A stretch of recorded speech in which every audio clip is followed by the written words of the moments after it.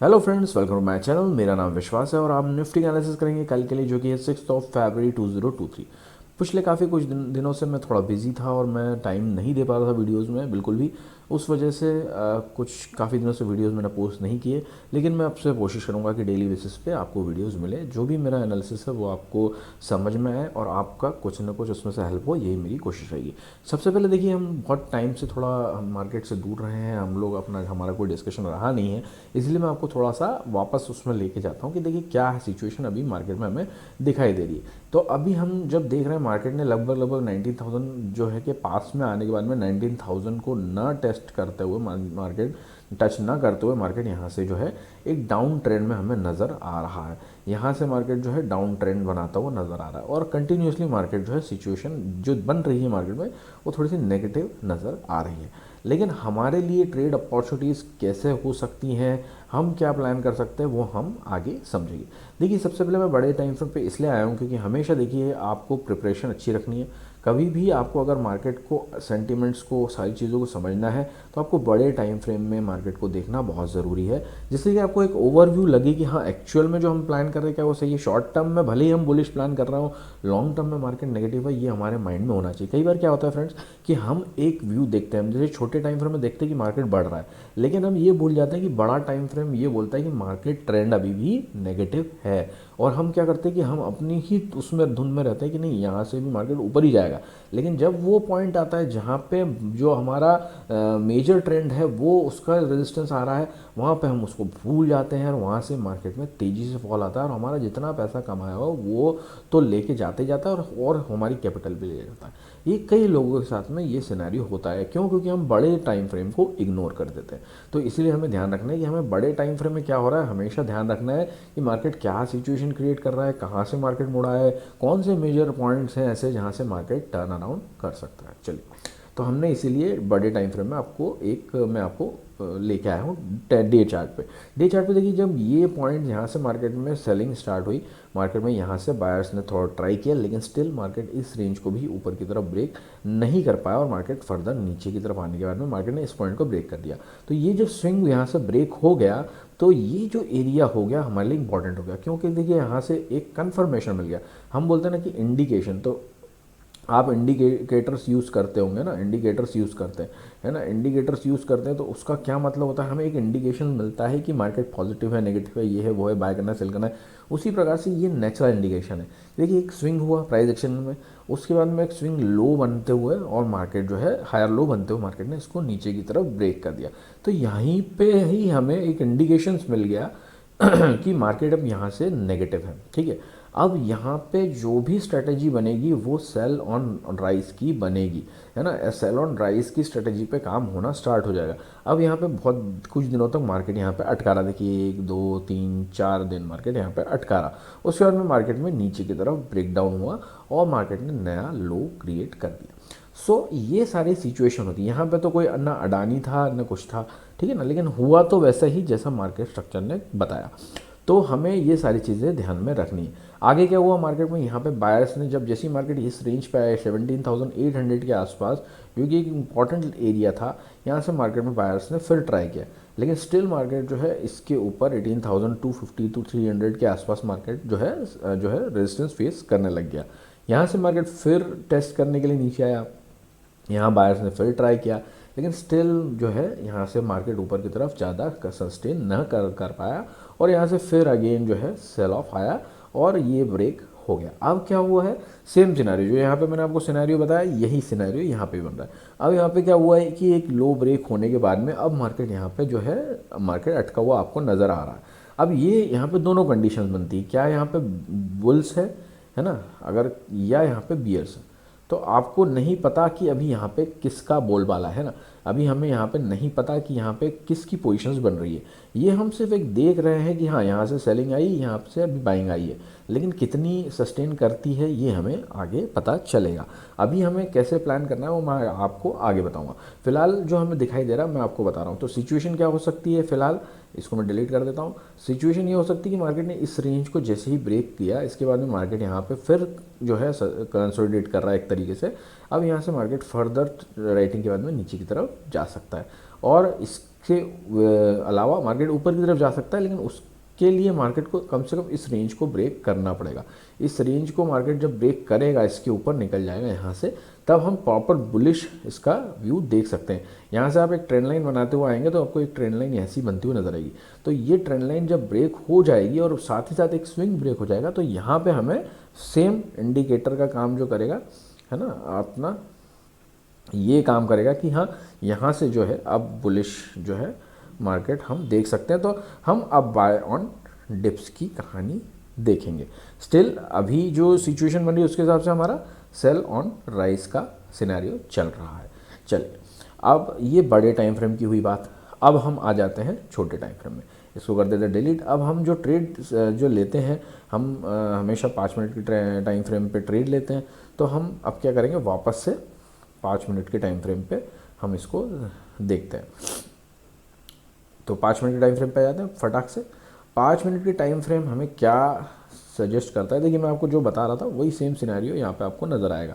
क्या कि मार्केट अभी जो है छोटे टाइम फ्रेम में आपको बुलिश नज़र आ रहा है। इसका मतलब ये है कि टाइम फ्रेम भले ही छोटा है, टाइम फ्रेम में हम देख रहे हैं, लेकिन यहाँ से मार्केट ने एक हाई क्रिएशन करने के बाद में इस हाई को यहाँ पे मार्केट ब्रेक करता हुआ नज़र आया और मार्केट अब नया हाई क्रिएशन की तरफ बढ़ रहा है। ठीक है, अभी ये हाई कंफर्म है कि नहीं पता नहीं हमें, हो सकता है मार्केट इस तरीके से ऊपर जाए फिर हाई क्रिएशन के बाद नीचे आए। तो अभी हमारे लिए ये सिचुएशन अभी क्लियर नहीं है। लेट्स सी अब क्या सिचुएशन बन रही है, हम कैसे ट्रेड अपॉर्चुनिटीज़ देख सकते हैं, ये हमें प्लान करना है।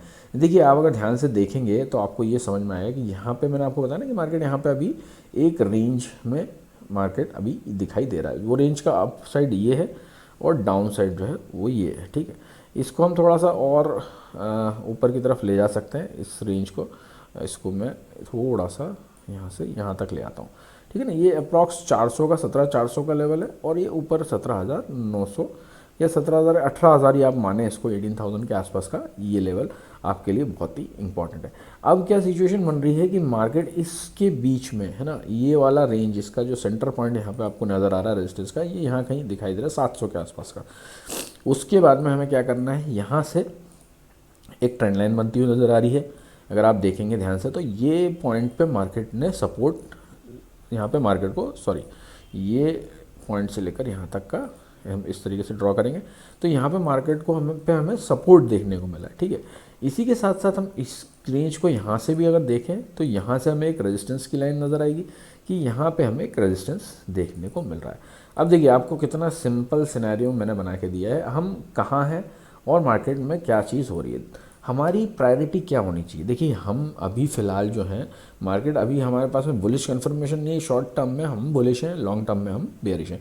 अब लेकिन लॉन्ग टर्म का जो हमारा चार्ट है उसका जो पॉइंट है, ये एक रेजिस्टेंस पॉइंट था लॉन्ग टर्म के चार्ट में। ठीक है ना, इसको मार्केट जो है, सॉरी एक सेकेंड, इसको जो मार्केट है यहाँ से रिजेक्शन हमें देखने को मिला था और अगेन मार्केट जो है इसी पॉइंट पे आकर रिजेक्शन लेता हुआ यहाँ पे हमें नज़र आ रहा है साफ साफ।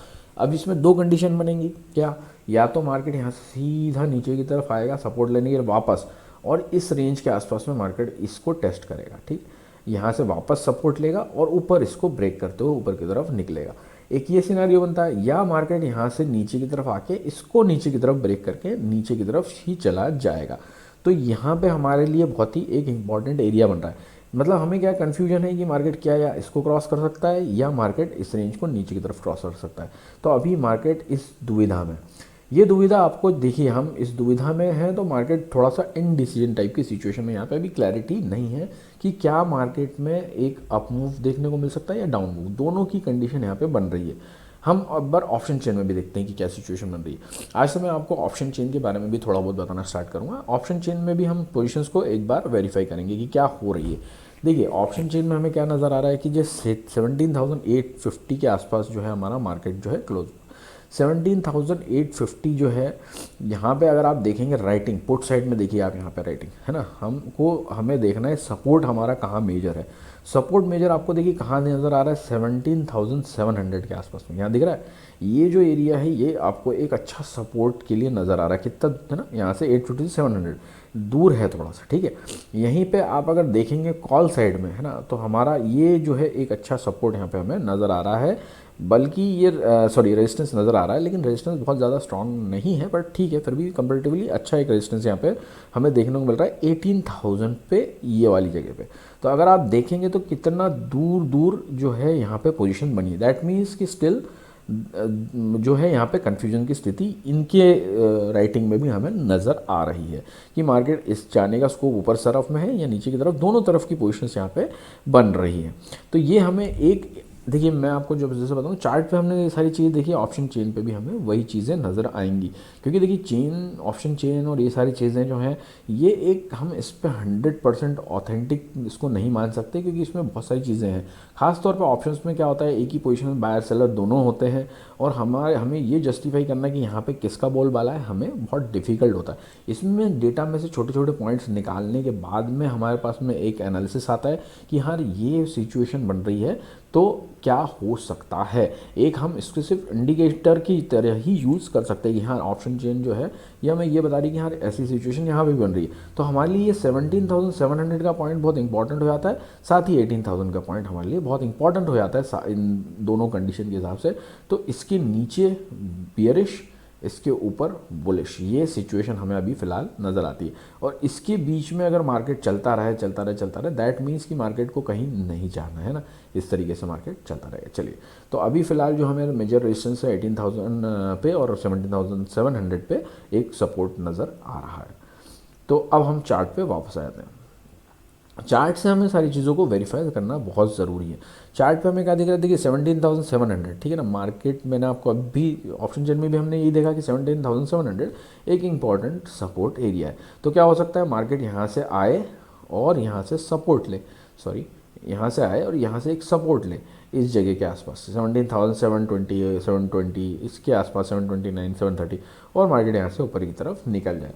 दूसरी सिनेरियो हो सकता है कि मार्केट यहाँ से ऊपर जाना स्टार्ट करे और जैसे ही यहाँ पहुँचे यहाँ से एक रेजिस्टेंस मिले और मार्केट वापस नीचे गए। इन दोनों कंडीशन में हमारी बाइंग सेलिंग की रणनीति अलग अलग रहेगी।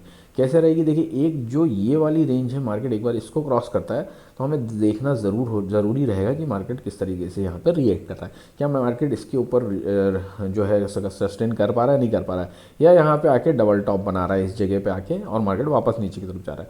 तो हमें यहाँ पे थोड़ा सतर्कता से काम करना पड़ेगा मार्केट अगर ऊपर जाने लग जाए। लेकिन अगर मार्केट यहाँ से सपोर्ट लेता हुआ नज़र आए इस जगह से, हमारे लिए बहुत ही अच्छी अपॉर्चुनिटी हमें यहाँ पे बाइंग की मिलेगी। हम अभी बाय ऑन डिप्स के हिसाब से ही चलेंगे, जो है वो शॉर्ट टर्म की बात कर रहा हूँ अभी, है ना। यहाँ पे हमें अगर कोई भी छोटा सा प्राइस एक्शन मिलता है ना, सपोर्ट लेता हुआ आपको नज़र आता है मार्केट यहाँ पे, तो यहाँ पे हम एक छोटा सा एसएल देके, बहुत ही छोटा एसएल देना है। मैंने बताया अभी कन्फ्यूजन का सिचुएशन है ना, और कन्फ्यूजन के सिचुएशन में हमें ज़्यादा रिस्क नहीं लेना है, रिस्क हमें कम रखना है, लो रिस्क के साथ में।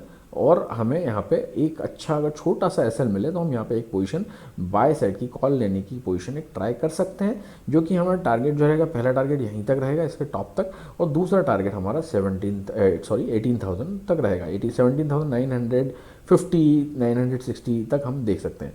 17,960 तक के हम लोग टारगेट यहाँ पे देख सकते हैं, इस रेंज के आसपास तक के। तो यहाँ पे ये सिचुएशन हमें देखने को मिलती है। हमें इसका मतलब ये नहीं कि हम यहाँ पे बाय करें और यहाँ पे निकले।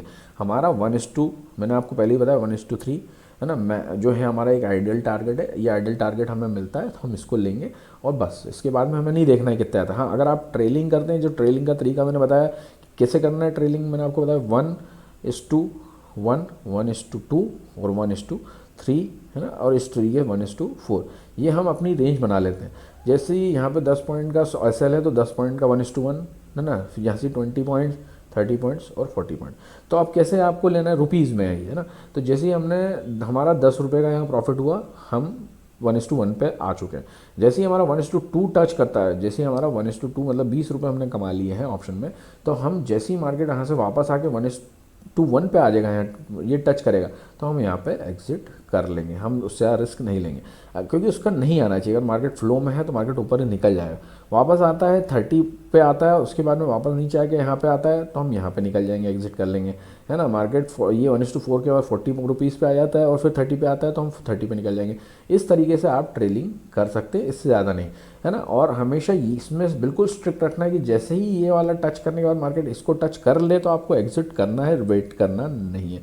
अब ये है कि आपको हो सकता है कि पूरा एक ये इसी डेली मिल जाए, और हो सकता है कि आपको 1:3, 1:4, 1:5 जो भी एक अच्छे टारगेट आपको देखने को मिले। लेकिन आप ये सोचें कि मैंने आज जो है ऑप्शन खरीदा था 100 रुपये में, और जब मैं शाम को देखता हूँ तो उस ऑप्शन की प्राइस 300 रुपये थी, तो मैं पूरे 200 रुपये कमा लूँ, तो ये पॉसिबल नहीं है। इस तरीके से आप सोचेंगे तो कभी भी पैसा नहीं बनेगा। हमें अपने रिस्क रिवार्ड के हिसाब से प्रॉफिट लेके चलना है।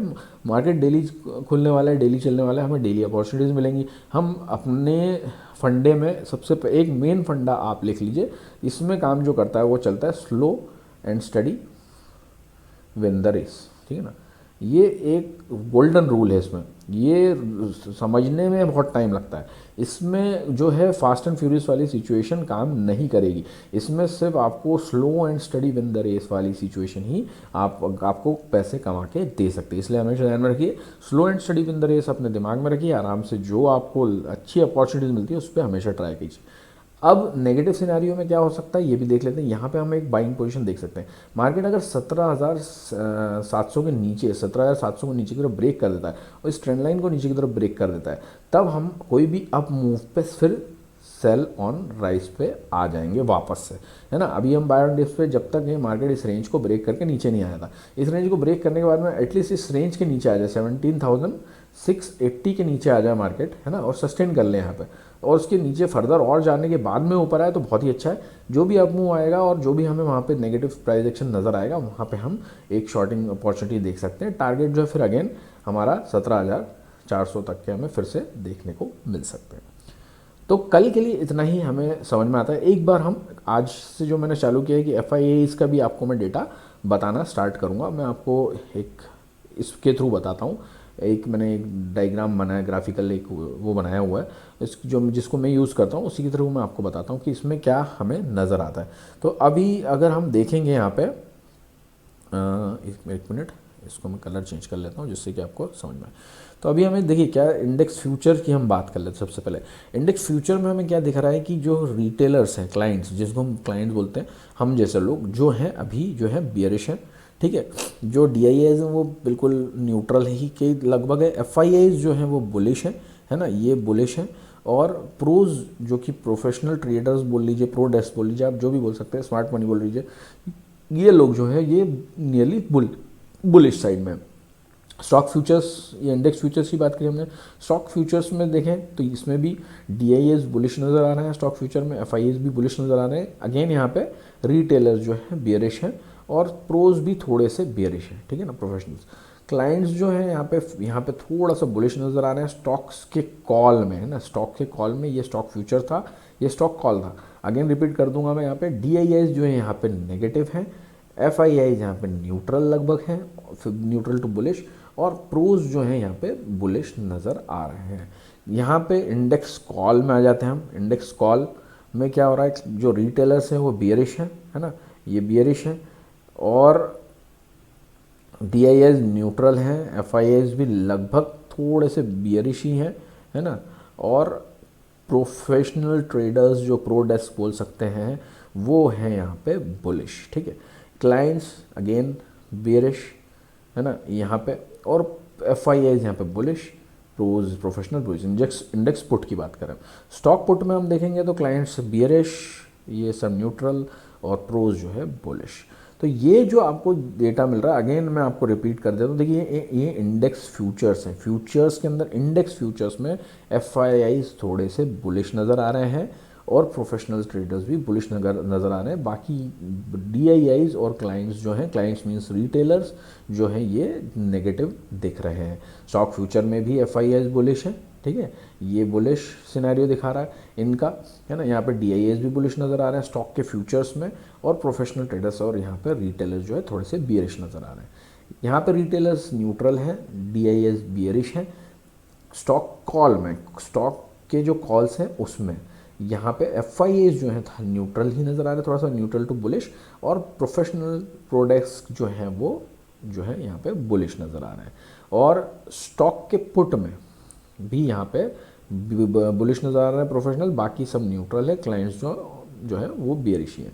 इंडेक्स पुट की बात कर रहे हैं हम, इंडेक्स पुट जो है वो भी FIAs बुलिश, प्रोफेशनल बुलिश और क्लाइंट्स बेयरिश, ठीक है, यहाँ पे नज़र आ रहा है। और ये इंडेक्स कॉल है, अगेन देख लीजिए अच्छे से, प्रोफेशनल जो है वो बुलिश है ना, FIAs थोड़ा सा मिक्स्ड है, नियरली बियरिश है थोड़ा सा, और रिटेलर जो है वो बियरिश है। तो ये एक सिनेरियो में दिखा रहा है। तो मेजर जगह हम देखें यहाँ पे FIAs बुलिश हैं, इंडेक्स फ्यूचर्स में, स्टॉक फ्यूचर में थोड़े से बुलिश ही नज़र आ रहे हैं, स्टॉक कॉल्स में थोड़े से बुलिश नज़र आ रहे हैं, है ना, इंडेक्स पुट में थोड़े से बुलिश नज़र आ रहे हैं। बस ये 4 सिनेरियो में मैक्सिमम जगह पे जो है रिटेलर जो है FIAs जो है थोड़ा बुलिश नज़र आ रहे हैं, बाकी सिनेरियो में न्यूट्रल है, ठीक है ना। ये एक आपको ओवरव्यू डेटा के हिसाब से दिखाई दे रहा है। वापस आ जाते हैं हमारे चार्ट पे। तो वापस हमारे चार्ट पे ये जो है सिचुएशन मैंने आपको बता दी। अगर हमारा ये सिनेरियो जो मैंने आपको बताया ऐसा सिचुएशन बनती है, तो हम यहाँ पे एक बार इस जगह पे कोई भी हमें एक प्राइस एक्शन मिलता है, बुलिश प्राइस एक्शन, तो हम यहाँ पे एक पोजीशन ट्राई करेंगे इस तरीके से व्यू रख के, और इसके नीचे ब्रेक करने के बाद में हमारा इस तरीके का व्यू हो जाएगा। सो होपफुली आपको अगर वीडियो अच्छा लग रहा है तो प्लीज़ लाइक शेयर सब्सक्राइब ज़रूर करें। अगर आपको कुछ भी सीखने को मिलता है अच्छा और आपके पैसे बचते हैं तो डेफिनेटली मुझे बहुत बहुत बहुत ज़्यादा खुशी होगी। होपफुली अगर आपको अच्छा लगे तो प्लीज़ लाइक शेयर सब्सक्राइब जरूर करें। Thank you so much, bye bye, take care and happy trading.